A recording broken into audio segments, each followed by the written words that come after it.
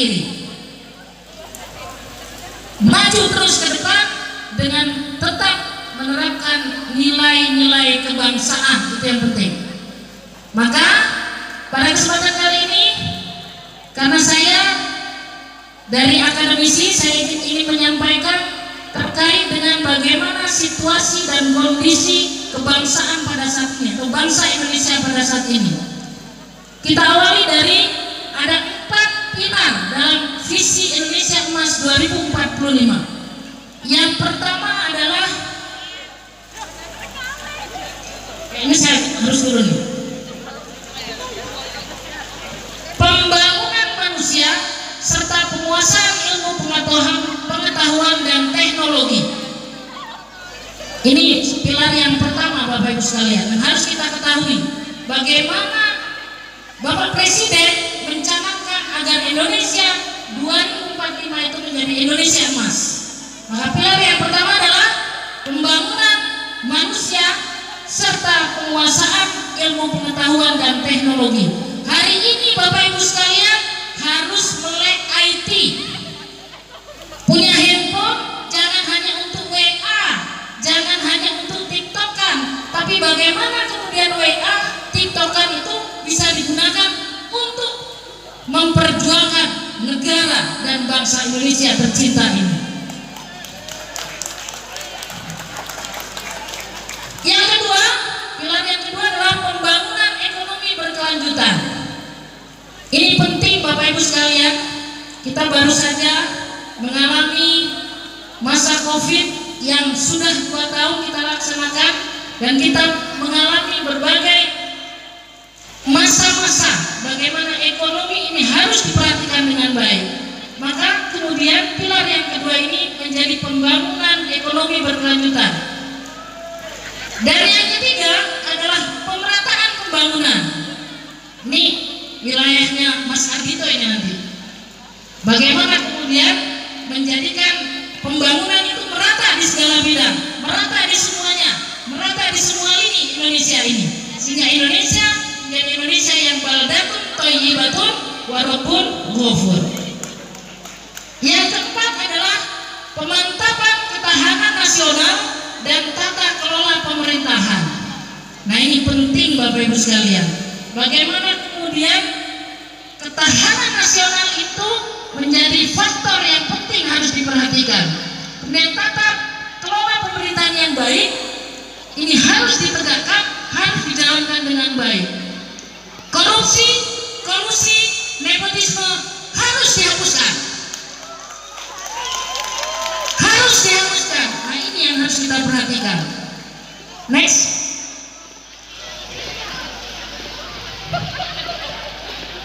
Maka Bapak Ibu sekalian, saya pesan, saya ingin menyampaikan hasil penelitian. Hari ini generasi Z Indonesia anggap agama paling penting. Loh iya dong, agama itu paling penting, karena agama itulah yang kemudian akan membawa kita menuju surga. Betul? Betul? Iya. Tapi harus kita ketahui bahwa komitmen terhadap agama menjadi salah satu faktor penting kebahagiaan generasi Z, yaitu usia 18 sampai 21 tahun. Ayo Bapak Ibu yang punya putra putri, punya cucu usia 18 sampai 21 tahun, ini apa yang ada di dalamnya? Bapak Ibu harus hati-hati bahwa di usia ini adalah usia labil. Usia labil di mana dia akan mencari jati diri. Maka anak-anak kita harus kita modali dengan pengetahuan agama yang kafah, yang komprehensif, jangan separuh-separuh. Ya Bu ya, memahami Islam itu harus komprehensif, memahami agama itu harus komprehensif. Yaitu dengan kita lihat, karena ternyata Indonesia itu menempati, berdasarkan survei, Indonesia menempati 93%. Ini artinya bahwa generasi Z yang di usia 18 sampai dengan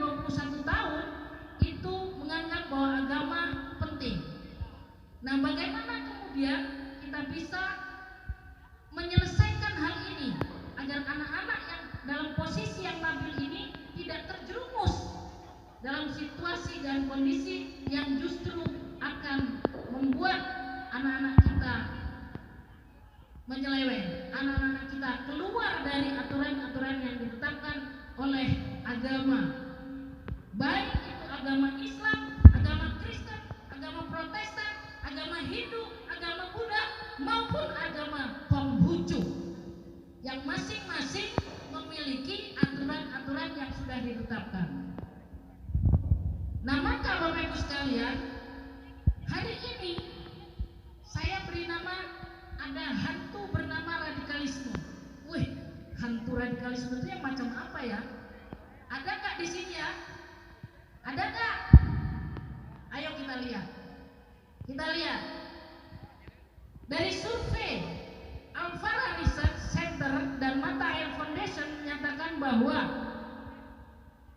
mahasiswa setuju dengan jihad untuk tegaknya negara Islam atau khilafah itu sebanyak 23,4%. Kemudian pelajar SMA setuju dengan jihad untuk tegaknya negara Islam atau khilafah itu sebanyak 23,3%. Dan pegawai swasta menyatakan tidak setuju dengan ideologi Pancasila itu 18,1%.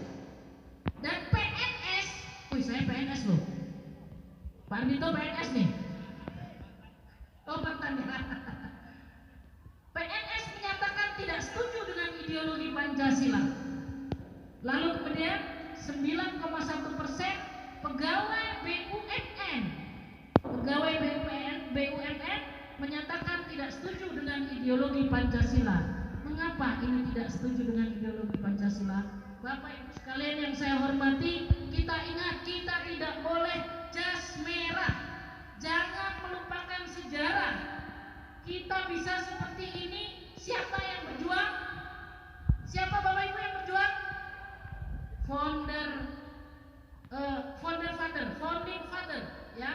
Pendiri bangsa ini sudah berjuang mati-matian untuk tegaknya negara Indonesia yang punya ideologi Pancasila.